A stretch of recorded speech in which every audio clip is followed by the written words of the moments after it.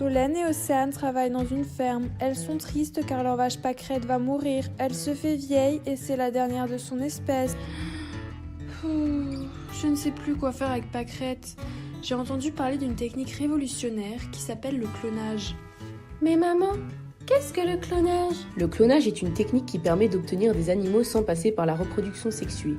Sur le principe de la brebis Dolly, célèbre pour être le premier mammifère cloné en 1997 à Édimbourg en Écosse, le concept ici est le transfert nucléaire de cellules somatiques, dont le principe consiste à remplacer le noyau d'un ovocyte par celui d'une cellule issue de l'animal à cloner. L'œuf ainsi reconstruit est ensuite implanté dans une brebis, ici Dolly, poursuivant son développement comme n'importe quel embryon. Cette méthode permet de produire autant de clones que souhaité. Selon le mode de reproduction normal, les enfants ne ressemblent pas comme des gouttes d'eau à l'un de leurs parents, mais tiennent en général des deux. Leur code génétique est le résultat d'une combinaison de l'ADN des deux parents. Toutefois, les cellules de Dolly contiennent tout l'ADN de sa mère et aucun ADN d'un autre mouton. C'est pourquoi Dolly est le clone de sa mère. C'est comme si Dolly était la jumelle de sa mère, née quelques années après elle. Mais maman, je n'ai pas du tout envie de cloner Pâquerette. Je me demande si cela respecte les lois de la bioéthique et si cette pratique n'est pas considérée comme de la maltraitance animale. Bioéthique vient de bio, qui veut dire vivant, et d'éthique qui signifie ce qui est bon et utile pour l'homme. La bioéthique s'intéresse aux activités médicales utilisant des éléments du corps humain. Greffe d'organes, assistance médicale à la procréation, recherche sur l'embryon, dépistage des maladies faisant appel aux gènes. Elle cherche à garantir le respect et la dignité, et la protection des plus vulnérables contre toute forme d'exploitation. Pâquerette n'a peut-être pas envie de se faire cloner. Est-ce qu'elle va souffrir ? Est-ce que ça peut la perturber ou même lui coûter la vie ?